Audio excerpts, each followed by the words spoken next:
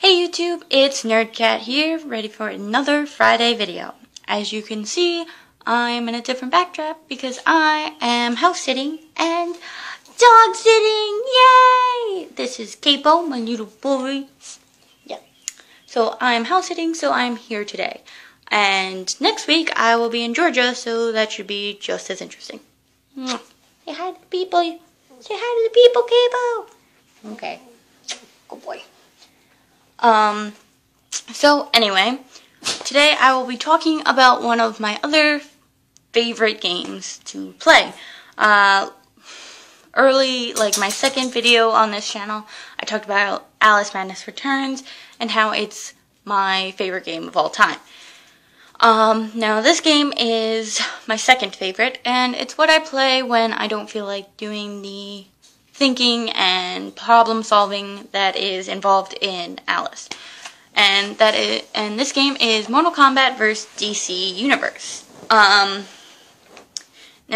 this is a crossover fighting game between the Mortal Kombat and the DC Comics fictional universes. And it was developed by Midway Games and Warner Brothers. The game was released November 16th of 2008. And it contains characters from both franchises.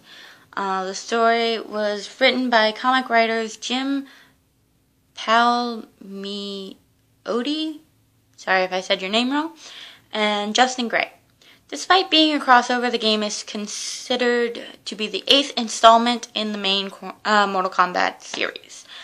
So the game itself takes place after Raiden, Earthrealm's God of Thunder, in case you don't know the Mortal Kombat series, and Superman, Protector of Earth, repel invasions from both their worlds. An attack by both Raiden and Superman simultaneously in their own separate universes causes the merging of the Mortal Kombat and DC villain, Shao Kahn and Darkshed. Resulting in a merging creation of Dark Khan, whose existence causes the two universes to begin to merge. And if it's allowed to continue, it means destruction, of course. And so characters from both universes begin fluctuating in power, becoming stronger or weaker. It's kind of the whole, like, a butterfly flap swings one place, there's a hurricane somewhere else kind of thing.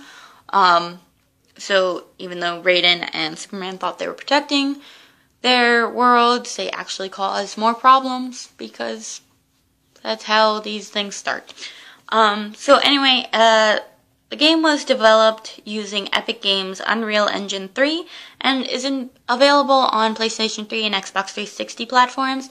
And I think they might have it now for Xbox One and PlayStation 4, but I'm not sure.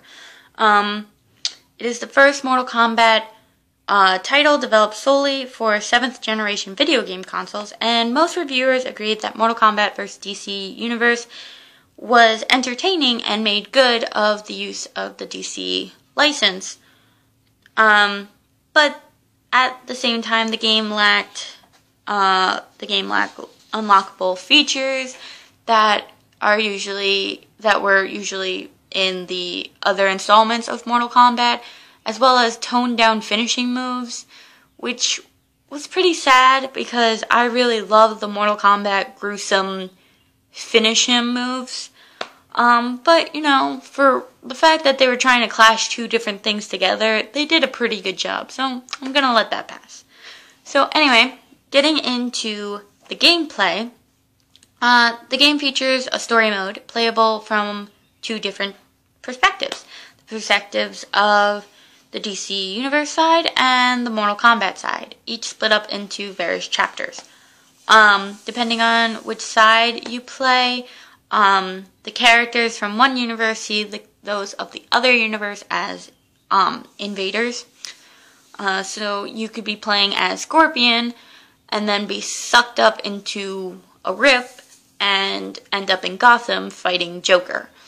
It is quite interesting. Ed Boon, creative director of Mortal Kombat vs. DC Universe and co-creator of the Mortal Kombat franchise, did confirm that the player would have the ability to play as all the characters in the story mode at one point during development.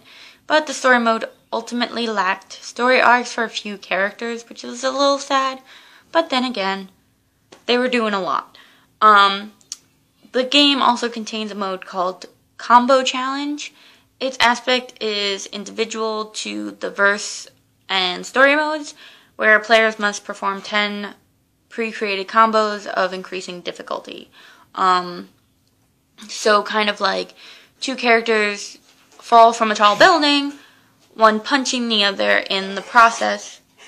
And in the background you can see skyscrapers and the scenes changing and everything. And while you're doing that, you have to press different keys to win the free fall, pretty much. Because while you're trying to do the moves, the other character underneath you is trying to come back and take over, kind of thing. I'm not really a fan of this play because I'm not really into combos that much because I'm not fast enough. But it's still really cool to pretty much practice combos so that way when you are going up against someone else, you can pull them out at a moment's notice and completely trash the other player. There's also free fall combat, and that's new mode introduced in Mortal Kombat and DC Universe. In stages where it is allowed, two characters can battle in mid-air for the chance to land on top of the opponent and perform maximum damage. It is really cool. So unlike in previous Mortal Kombat titles, which used a control scheme of 4 buttons of high and low punches and kicks or specialized fighting styles for each character, 4 buttons on the game controller represent attacks that correspond to each limb. The same control scheme is used in the follow-up game Mortal Kombat. Intertwined with fight matches, which are played in a 3D fighter style, are new gameplay modes such as Free Fall Combat and Falling Combat, which are activated automatically after throwing the opponent to a lower level in the arena. The players can fight in the air during the fall in a quasi-minigame, with one player having to hit certain buttons to be above the other during the fall and land on the other while the fall ends, causing multiple damage. Close combat is a mode the players can enter during a fight, causing the characters to lock with each other and the perspective to change to a close-up shot of the two to make for an retrieval of close quarters fighting. Then there is the Test Your Might minigame, which is also worked into the gameplay. While fighting in certain areas, the player can smash the opponent through a series of walls and engage in a tug of war with the damage meter at the bottom of the screen. Players on the offense press buttons to increase damage given, while the players on the defense press buttons to decrease damage taken. It's quite interesting and a lot of fun to do, especially when you get it right and you like push your opponent through like 5 walls. It's hilarious. Another in-fight feature called Rage Mode is introduced in the Mortal Kombat vs. DC universe. The Rage Mode is governed by a rage meter placed below the player's health meter that fills progressively every time the player receives damage or attacks. Once the meter is completely filled, Rage mode can be activated and lasts for several seconds. Rage Mode enables the player to break the opponent's guard on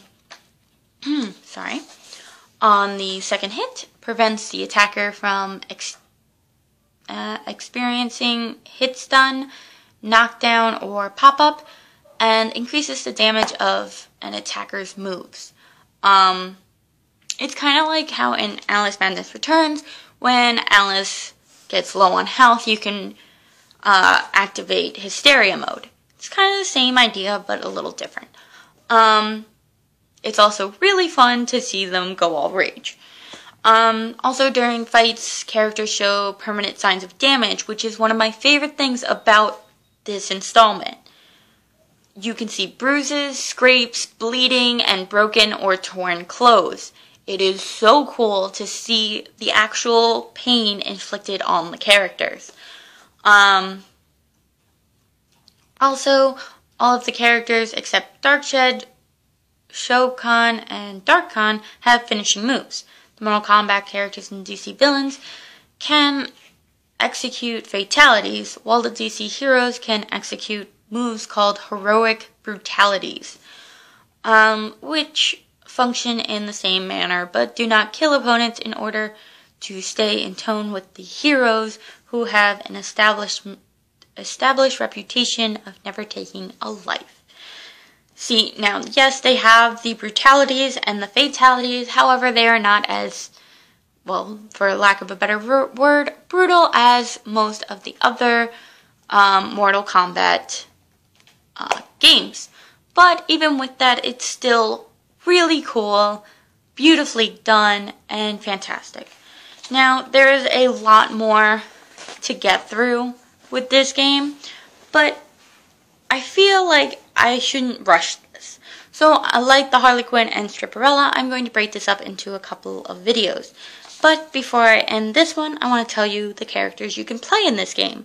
So in Mortal Kombat, you have Baraka, which is one of my favorites, Jax, Kano, Katana, Liu Kang, Raiden, Scorpion, Shao Kahn, Sonya Blade, and Sub-Zero. And with the DC Universe, you have Batman, Captain Marvel, Catwoman, Deathstroke, Darkseid, The Flash, Green Lantern, the Joker, Lex Luthor, Superman, and Wonder Woman.